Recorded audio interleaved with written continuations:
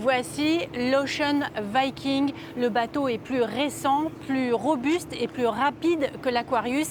Sa passerelle en hauteur permet de mieux repérer les embarcations en détresse. À bord également 5 canots de sauvetage et puis une clinique investie par les bénévoles de Médecins sans frontières pour soigner les rescapés.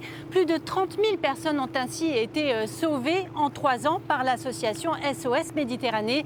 Cette ONG se base sur le droit maritime international pour pouvoir venir en aide à ces personnes en détresse en mer. Voyez le reportage de Laurent Baumel. L'image est parfois trompeuse. Par-delà cet horizon scintillant, des hommes, des femmes et des enfants se noient quasiment chaque jour en quête d'un avenir meilleur. Depuis 2014, 19 000 naufragés ont officiellement perdu la vie. Ces images de sauvetage en mer par l'Aquarius, premier bateau de l'association SOS Méditerranée, ont fait le tour du monde. Entre 2016 et 2018, le navire a accompli près de 200 missions. Pour l'ancien journaliste amoureux de la mer, Jean-Pierre Lacan, cette situation est tout simplement insoutenable. C'est quelque chose d'extrêmement simple, le droit maritime. D'abord, en rappelant que SOS Méditerranée est une association de sauvetage en mer et que les gens que nous récupérons, ce sont des naufragés avant tout. Et tout capitaine de navire qui est en présence de naufragés a l'obligation de leur porter secours. C'est en fait l'application maritime du principe d'assistance à personne en danger. English, français, arabe. En 3 ans, les sauveteurs de l'Aquarius récupéreront 28 000 personnes. Mais en décembre 2018, les associations Médecins sans frontières et SOS Méditerranée font face à des attaques politiques et judiciaires qui les obligent à stopper leur action.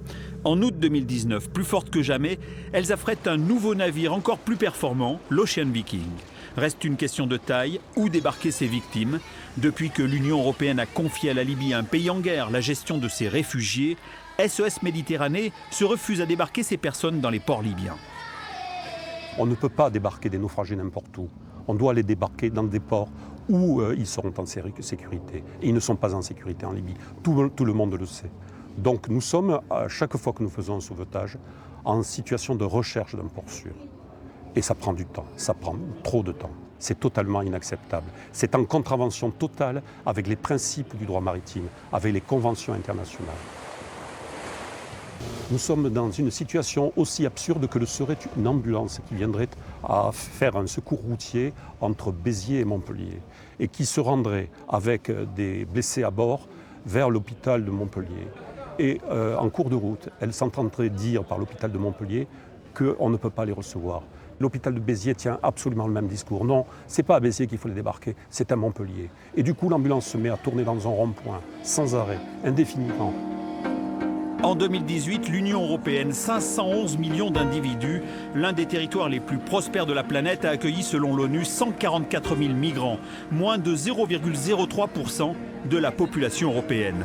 En 2019, SOS Méditerranée reprend la mer sur la route migratoire la plus dangereuse au monde pour sauver des vies.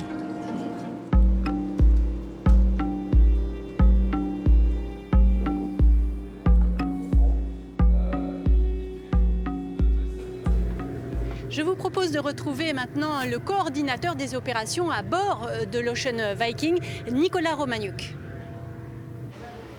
Nicolas, bonjour. Bonjour. Est-ce que vous sauvez l'honneur de l'Europe, comme on l'entend dire? Non, j'espère que c'est pas moi. J'ai entendu des gens qui disent ça, mais non, moi, je suis pas là pour ça en fait. Moi, je suis marin, je suis sauveteur, j'étais déjà sauveteur avant d'être chez SOS. On fait de sauvetage en mer et c'est tout. On fait pas de politique, on joue pas à ça, on demande pas d'autre chose. On n'est pas dans l'activisme ou n'importe quoi. C'est vraiment, on est là pour dire, on fait de sauvetage en mer et on appelle toujours le même. C'est toujours la même demande. On demande qu'il y a l'Europe qui prend sa responsabilité pour faire de sauvetage en mer. C'est pas à nous. C'est nous. L'idée, c'est d'être là pendant une courte période, de ne pas être la solution. On n'est pas la solution. Il faut qu'il y ait d'autres solutions qui est mise en place. Et j'espère un jour, je peux arrêter ça et juste refaire le sauvetage normal quelque part sans ces questions politiques ridicules.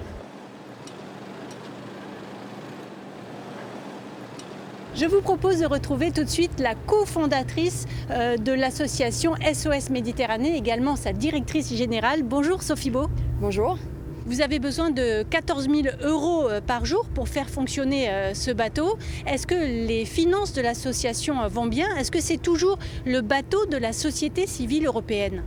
Absolument. Depuis le début, SOS Méditerranée, c'est une association européenne de citoyens qui, devant cette situation complètement inacceptable aux portes de l'Europe, devant nos yeux, disent non, je refuse de laisser les gens mourir sous mes yeux sans rien faire.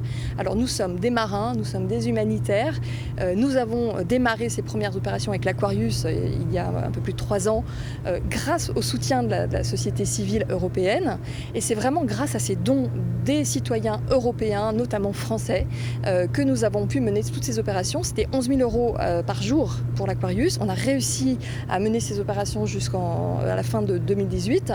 Et aujourd'hui, c'est encore plus cher avec ce nouveau navire parce que c'est un navire un peu plus récent, plus adapté, plus équipé au sauvetage. C'est 14 000 € par jour qu'il faut trouver.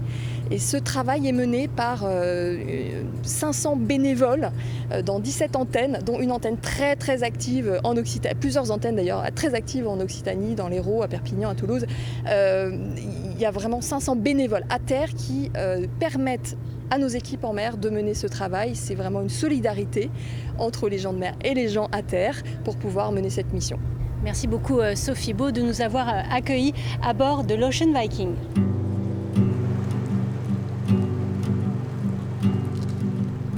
Entre deux missions, l'équipage change. Une trentaine de personnes font fonctionner ce bateau et prennent soin des rescapés. Il faut aussi ravitailler ce navire avant de reprendre la mer depuis Marseille.